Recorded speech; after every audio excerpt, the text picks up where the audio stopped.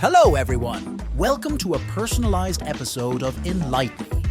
Today, we'll explore challenges and innovations shaping the future, from the automotive industry's battle with Chinese EV makers to breakthrough AI tools for grid monitoring and efforts to minimize light pollution.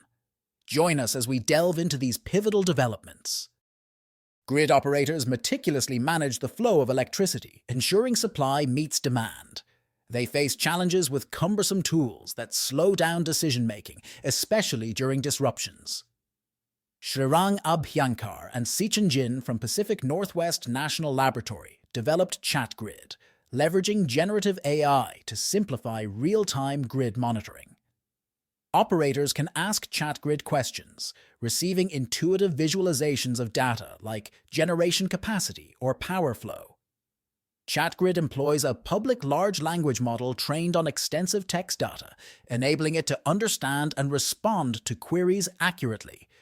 However, due to the sensitive nature of grid data, ChatGrid uses synthesized data from the exascale grid optimization model, avoiding real-life grid information for security. This innovation aims to make grid data more accessible and actionable for operators, enhancing decision-making processes. ChatGrid, available on GitHub, seeks user feedback to improve its utility in operational environments. Moab, Utah, known for its outdoor recreation and proximity to several national and state parks, is making strides toward becoming a certified dark sky location. This initiative aims at minimizing light pollution to protect night skies, human health, and wildlife.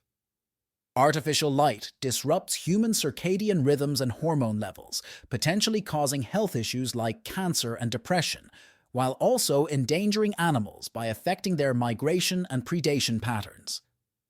Moab's efforts include adjusting city lighting to emit less blue light, with options for 2400K and 3000K lights. The process, taking 5 years so far, involves altering city ordinances and allows residents until 2029 to comply fully, with financial aid available for transitioning to new lighting systems.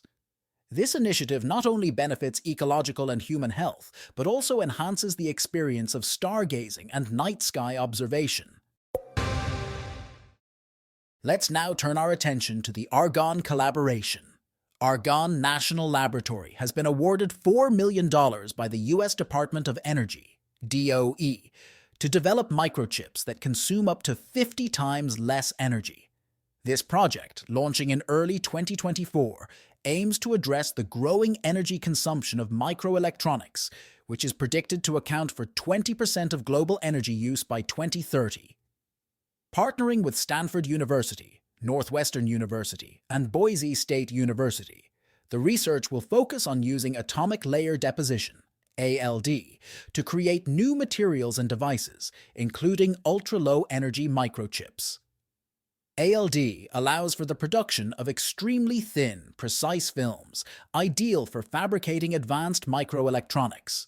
The project will explore 2D semiconducting materials like molybdenum disulfide to replace silicon, potentially reducing energy usage by 90% by integrating memory and logic functions. Additionally, Argonne will develop MEM transistors for neuromorphic circuits, which mimic brain connections, using significantly less energy than conventional devices.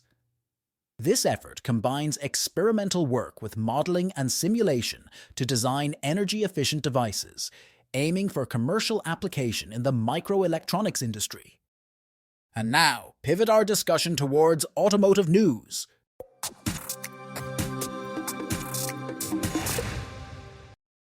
Europe's automakers are bracing for a challenging year as they work to lower cost for electric models amid competition from Chinese rivals offering cheaper alternatives. The Geneva Car Show highlights this contest, with Renault, SAIC, and BYD representing the major players. Particularly, BYD's Seal sedan, competing for Car of the Year, could signify the first Chinese model to win this accolade. European manufacturers, reliant on external suppliers, face a stark contrast to integrated Chinese firms like BYD, which produce almost everything in-house. This integration allows Chinese companies to offer significantly lower prices, such as BYD's Dolphin hatchback, being about 27% cheaper in Britain than Volkswagen's ID. 3 model. The European industry's profit margins are at risk as they struggle to reduce costs further, compounded by a slower shift to EVs and recent job cuts among suppliers. Stellantis CEO Carlos Tavares emphasized the necessity for suppliers to share in cost-cutting efforts. Additionally, rising nickel and aluminium prices due to sanctions against Moscow underscore the ongoing raw material cost pressures.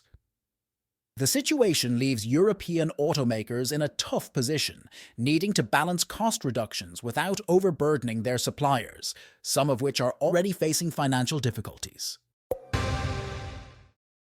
A U.S. manufacturing trade group has called on the Biden administration to block the import of low-cost Chinese automaker imports from Mexico, warning of potential catastrophic effects on the American auto industry. The Alliance for American Manufacturing highlights concerns over Chinese autos undermining U.S. companies due to significant backing from the Chinese government.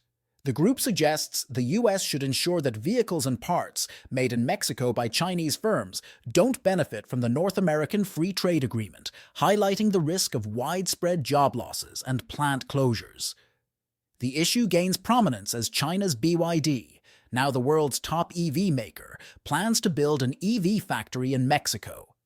Bipartisan U.S. lawmakers have also called for increased tariffs on Chinese-made vehicles and measures to counter Chinese exports from Mexico. The U.S. Treasury recently issued guidelines to reduce the EV supply chain's reliance on China, amid broader concerns over Chinese influence in the U.S. auto and EV battery markets. Next on our agenda, we explore the resurgence of GM's Cruise unit. General Motors Co.'s Cruise autonomous driving unit is set to resume robotaxi testing in the next few weeks, eyeing Houston and Dallas as potential locations. This follows a pause in operations due to safety concerns after an incident in San Francisco where a Cruise vehicle struck a pedestrian.